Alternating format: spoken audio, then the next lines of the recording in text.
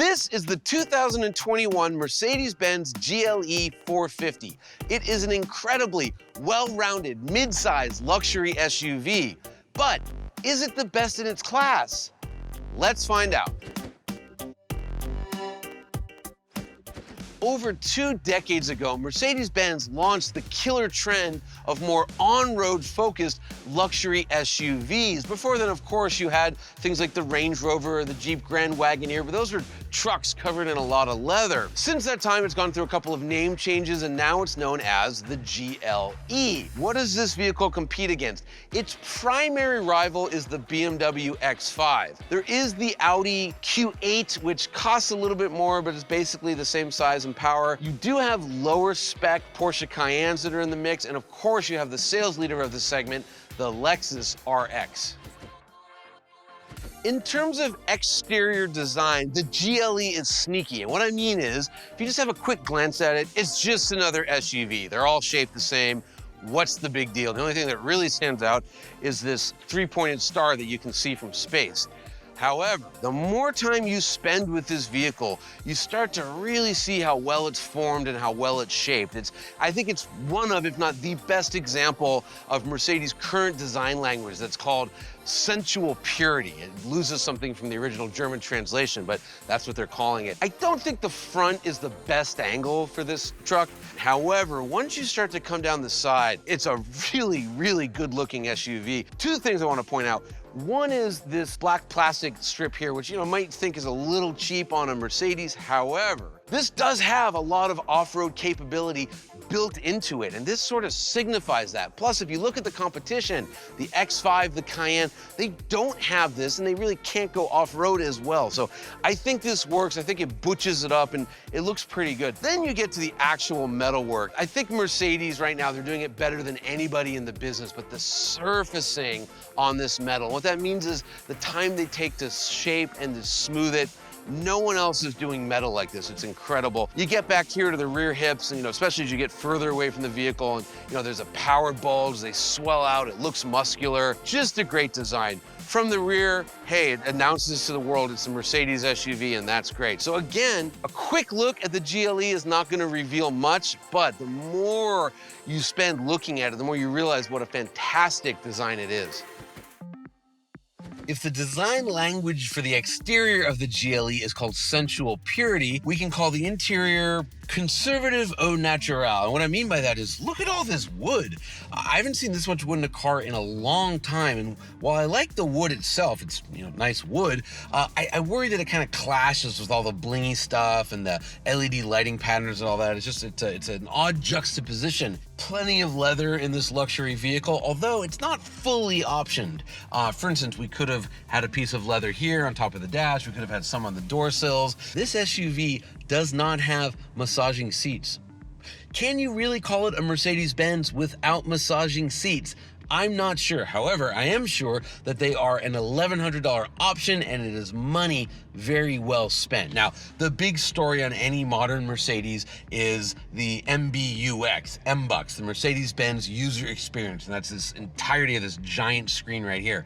This is your infotainment, and as you start to look at it, it's kind of daunting. There is just so much to learn because it does so much, and Mercedes is aware of how, not convoluted, but just how confusing this interface can be. At first, you do learn it. As far as comfort in terms of the seat and space, very nice seats. There is a ton of space behind that second row, more than you would find in, say, the Porsche Cayenne or the Lexus RX.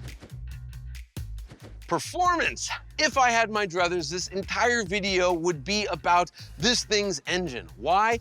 All these years later, I am still geeked on Mercedes' new inline 6-cylinder power plant, because it's got a 48-volt electrical system, and that means there's no belts. The water pump's electric, the air conditioner's electric, there's no alternator, there's not even a starter. There's a small hybrid motor that handles all those duties, and it's just such a cool piece of engineering tech. Also, did I mention it's turbocharged? As a result, even though it displaces just 3 liters, it makes 362 horsepower and 369 pound-feet of torque. All that power is fed into Mercedes' own 9-speed automatic transmission before hitting all 4 wheels. Now, this is the GLE 450. There is a less expensive GLE 350 that has a 2-liter turbocharged motor. We advise against buying that one. It's just not enough motor to move such a big SUV around. Also, this is on air suspension. It's a must-have option. Even though this thing weighs nearly 5,200 pounds, you still get decent fuel economy. 21 miles per gallon in the city and 26 miles per gallon on the highway. As far as safety goes, the GLE is an incredibly safe vehicle. It has a 5-star overall crash rating. As you might imagine, it comes standard with all sorts of active safety features, emergency braking, blind spot monitoring. Oddly, adaptive cruise control is optional. How much? Okay, you can get into a Mercedes-Benz GLE 350 for less than $55,000. However, we recommend you do not buy that car. You buy a GLE 450 instead, and that's going to set you back $63,550. How much is this one right here?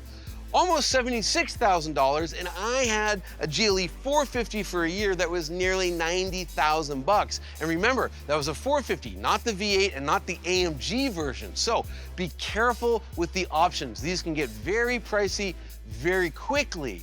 But what about the competition? This costs about $1,000 more than the BMW X5. It's about $5,000 less than the Porsche Cayenne, and it's $7,000 less than the Audi Q8. However, it costs $16,000 more than the Lexus RX, which is a big reason why the Lexus is the best seller in the segment. So this is by no means a cheap vehicle, but if you think about it in terms of what you actually get for your dollars, the Mercedes GLE 450 is a solid value. If there's one thing I want you to know about the 2021 Mercedes-Benz GLE 450, it's that out of all the competition, it's the one to get. I mean, it's more fun to drive than the Porsche, and it rides better than the BMW. I think it's gorgeous. The interior is great, and it has every bell and whistle there is. It's spacious, it's practical, it can go off-road, it gets decent fuel economy. It really does do it all. To summarize, if you're in the market for a mid-sized luxury SUV, I implore you, think GLE. To see vehicle rankings and a complete buyer's guide, please visit motortrend.com/cars.